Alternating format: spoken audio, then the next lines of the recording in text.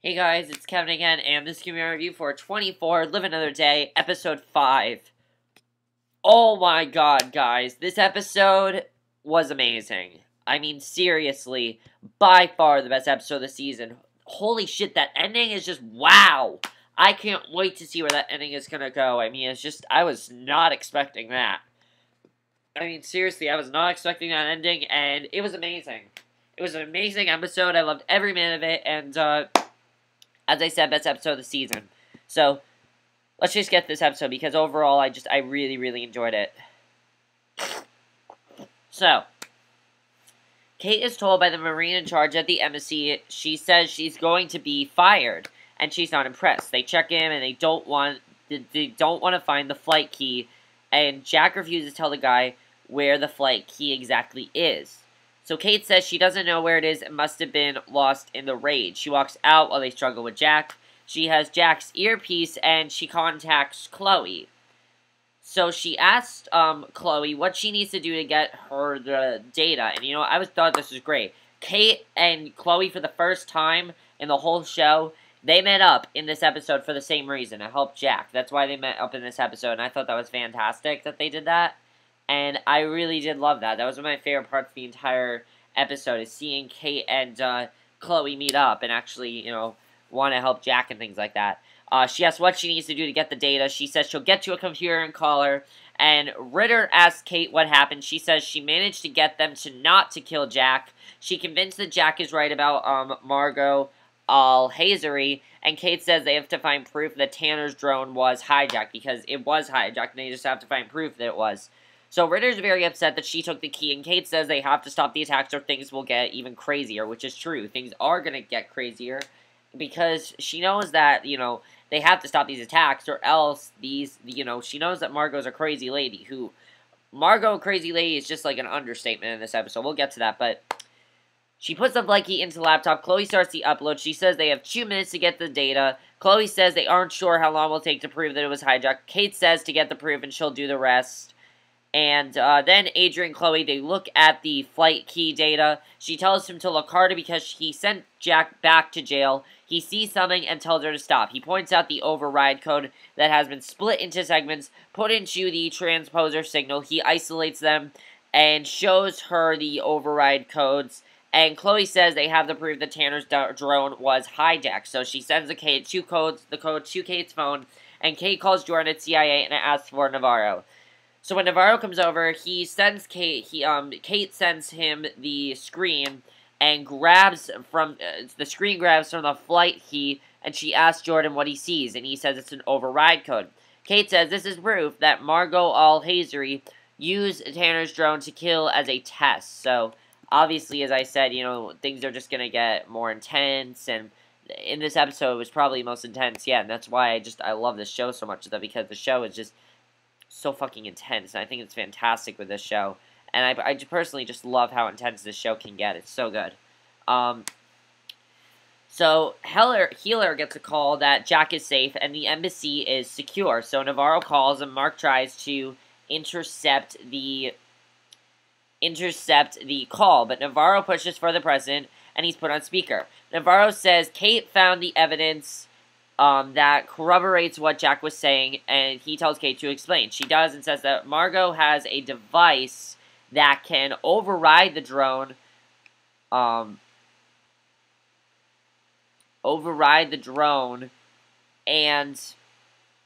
Ian glares at him, and Margot tells Naveed to do it now. Oh, where was I? What was I saying? Override the drone. Shit, where was I? Override the drone and will make more attacks with drones soon. So Kate tells him they need to take immediate action or a lot of people will die. So Heller tells the general to ground all drones worldwide, goes to the phone, executes a stage 4 recall on them. We see them all go offline. Margot also sees this and says to transmit the overrides now so they can get as many drones as possible. So Ian glares at them, and Margot tells Naveed to do it now, and he does. So The generals show Heller that the drones are responding. They then see that several aren't grounding, and the general calls for an update. They see that several aren't offline, and Mark is panicking. The general says they're doing all they can to stop these drones. There are 6 drones that have been overtaken, and they have lost control of them. So, the general says the missing drones are first strike weapons, and each have 6 laser-guided missiles that can take out half a city block. So he says tens of thousands could be killed, and if they hit a nuclear faculty, it could be catastrophic. So he says the drones are headed to London and could be in airspace within an hour. Other bad news is that they are stealth, so they can't be detected. So obviously that's not a good thing, because if they don't do something about these drones, all of London could be, completely destroyed. So, basically, Heller is pissed. He's not happy, because they scrambled jets and ships to try and find them, and Heller curses and says he needs to talk to Jack.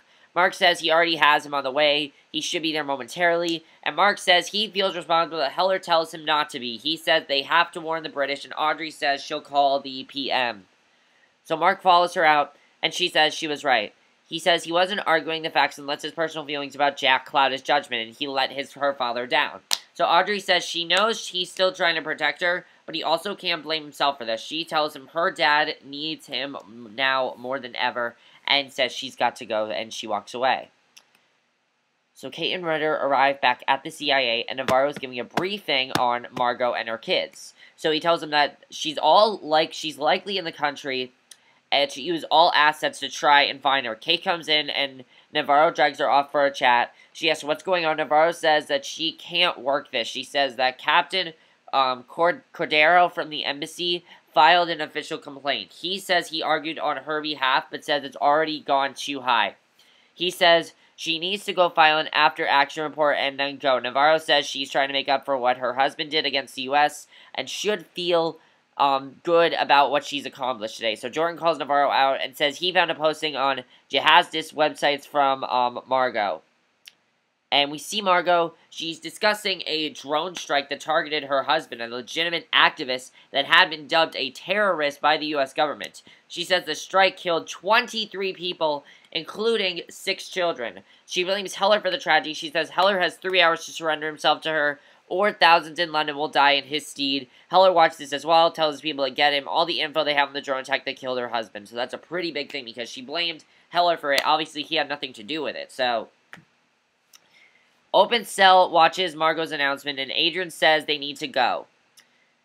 And he tells her to come along, and she asks why. He says the whole operation is compromised because of the CIA in contact with Jack. He says what he did to Jack was wrong, but was trying to protect them, and says he won't lose Open Call. So then they show Heller the drone strike that killed Margot's husband. They see what they think is Margot crawling out of the wrecked building, and Heller can see that there were children, and asks why he wasn't told about the civilian casualties. And Mark says they were in the middle of budget talks, and Heller is pissed that he hid it from him. He's really upset. So Heller says he didn't trust him with the truth, and Mark says he was protecting him, and says collateral damage is always a factor in military actions and defends the drone program. So he even quotes Heller himself on the drone attack. Audrey tries to defend her husband, and Heller says Margot has a moral victory on her hands because she knows he won't give himself up to her, which is true. So Heller says that when she bombs civilians, half the world will agree with her. Jack is brought in by guards and cuffs. Heller goes to see him. I just noticed Jack was not in this episode that much. He was not in this episode very much at all. I was surprised by that, but Jack can't be the star of even though he's the main character, he wasn't even in this episode that much, which it still was the best episode of the season, but still. Heller tells Jack that they have confirmed that Margot has 6 drones under her control, likely headed for London. He tells Jack about the video that said she would stop the attacks if he surrendered himself to her, and he asks Jack if he has any info that will help catch her. Jack says he knows of an arms dealer that she trusts and can likely contact her. Heller asks for his name, so they pick him up. Jack says they will not get him to talk, and Jack says that he needs to let him reestablish contact with him because they're not going to get him to talk, as Jack said. So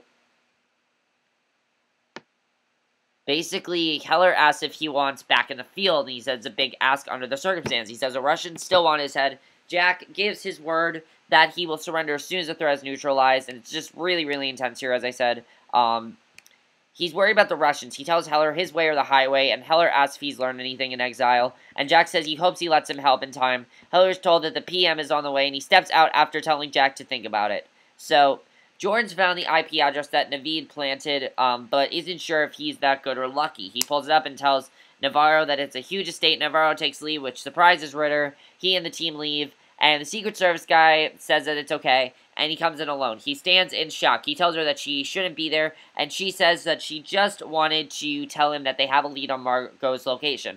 And there's an operation already in progress, so, you know, they're doing fine at this point. So they have nothing to worry about. So Heller, so basically, they're both tearing up. Where was it?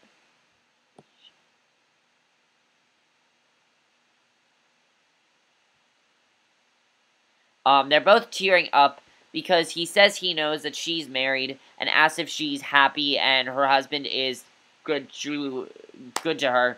And she comes to him and she says she should have defended him more. He tells her everything they said was true, but it was complicated. And basically, he says that, he tells her he's sorry. Their faces are pressed together. He tells her she needs to go, and she finally does. Davies asks how it's possible that they are now in terrorist hands. And I just thought that was great that Audrey and Jack, you know,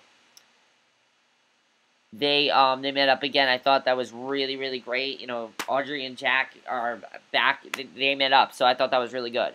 So, Heller says they think they have a beat on him, and his CIA station chief is leading a raid. He says they have a feed that they can watch to monitor the operation, and it's 3:46 p.m. Kate comes to stand by Jordan to watch the feed on the big screen, and Jordan tells Kate that she should be the one leading the mission, not Navarro. He says he will take the credit when she's the one that figured it out. So, Kate steps aside, calls Chloe. Kate says it seemed too easy that the IP address would be found so simply. She wants Chloe to check it out, and Chloe says she can tell her how to open a socket so she can look at the original recording off their servers. Chloe talks her through it. Ian takes over, tells him that the Americans should reach the alternate address he uploaded in 5 minutes. She tells Ian to make sure that none of them make it out alive. Oh wait, okay. So, Chloe tells Adrian she's staying to help with the Al-Harazi tape. She says she's not joining the CIA, but is helping. She argues with him, and Belchak steps in and tells him to leave her alone. She asks Adrian to stay and to help her, but he refuses and leaves. And the CIA is at the house. They pop a door and head in. They don't see anything in the house. They clear the downstairs and head up. Chloe finds something on the video, calls Kate. She tells her that Margot had a missing security buffer, and she says the team is there now, and Chloe says it's a trap. She says she can send the code. And Kate buzzes Navarro and says they need to ball now. Because he takes her at her word, calls for an abort. Mark wonders why they are pulling out. Ian targets the drone and Margot tells him to fire. He does, but one squad doesn't make it out. The mansion goes up in a huge fireball. The monitoring screens go snowy. Kate tries to make contact with Navarro and Ritter. And the fireball was massive. So, some agents are still alive and moving and some are dead. You know, she's done this whole thing. So, you know, it's really, really, really intense here.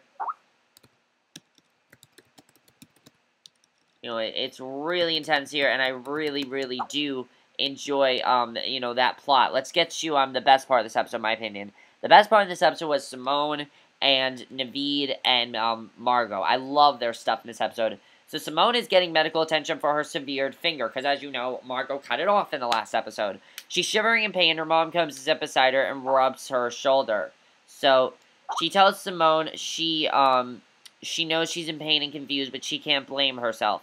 She says it's her own fault, and if she had known what Naveed was planning sooner, she could have avoided all of this. So, basically, she just doesn't want to be involved at this point. And, you know, Margot kisses her daughter, and Simone conks out as Margot leaves the room. So you can see that Margot does care about her daughter. So Naveed is downstairs at the computer. He asks Margot how Simone is, and she says she will recover, no thanks to him. He begs her not to hurt his wife again, and says he'll do what she wants. And says she'll do it. He'll do what she wants. And he has data links to 4 drones, and will have all 10 online within 5 minutes. She tells him that his shot is at redemption, and it begins now. So we see Margot discussing. Okay, I already talked about that. Margot asks Naveed if they are unscheduled. He says they are. He wants to see Simone and says they have a little time and says Ian can monitor the fight path while he checks on his wife. She tells him to go. Ian takes the con and Margot watches over his shoulder. Naveed heads upstairs and into their bedchamber. He kneels by Simone and looks at her hand. He says she needs a doctor, and she says she never thought her mother would go that far. Naveed tells her that he made sure, and I'm glad that someone acknowledged, hey, my mother went too far. I mean, like, seriously, she cut off your fucking finger. That's pretty far. And Naveed tells her that he made sure the video he sent up from Margot was traceable, and he left evidence on the floorboards. He says when the authorities show up, he will say that she has been held against her will, and is not to blame. He tells her he loves her and promises to get her through this. And I just thought that was an amazing scene. I really did love that. So Margot comes in and tells Naveed that Ian figured out what he did to the video. She tells him that the authorities aren't coming. Naveed tells her that Simone had nothing to do with it. Margot says Ian has been watching him and has learned enough to take over. Her guard beats Naveed, kicks him over and over, and drags him out. So, basically, there are some agents alive, and then we get to the very end of the episode, which I loved. I loved this last scene. It was just like, wow, I was not expecting this last scene at all. It was just like, it was huge, honestly. I wasn't expecting it at all. No, I wasn't expecting it at all, but it definitely was a great scene. It was probably my favorite scene in the episode. So, Margot goes downstairs, and she tells Naveed that, Ian has proved himself. She takes a gun in hand, begs her not to do it. She tells him she treated him like a son and trusted him with her daughter and put her faith in him. He says he couldn't murder all those people. Margot scoffs at the word murder. He tells her that what happened to her doesn't justify all this. Naveed begs her. He says, do not kill me. And Margot is doing, Margot is not listening to him. She tells him to ask Simone what she wants. She's outside the door, pleads to Simone, who doesn't defend him. Margot pouts him down, and then she shoots Naveed in the head. Just wow. Wow.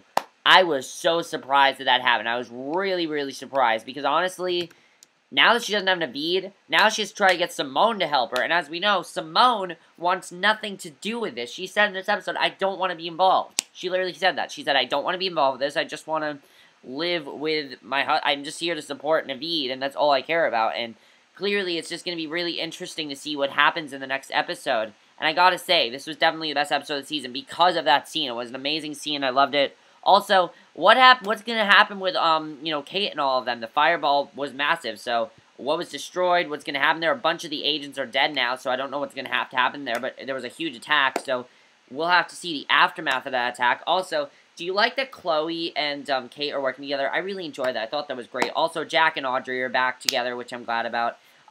Were you surprised by the, there was not a lot of Jack in this episode, as I said, which was fine for me, but honestly, I didn't expect for them to be, there's been a lot of Jack in the last few episodes. I was expecting Jack to be in this episode, but he was not in this episode. But overall, this was a fantastic episode. It was by far the best episode of the season, and I absolutely loved it. So that's it for my review. I hope you enjoyed, and I'll see you guys in my next video, which will be my review for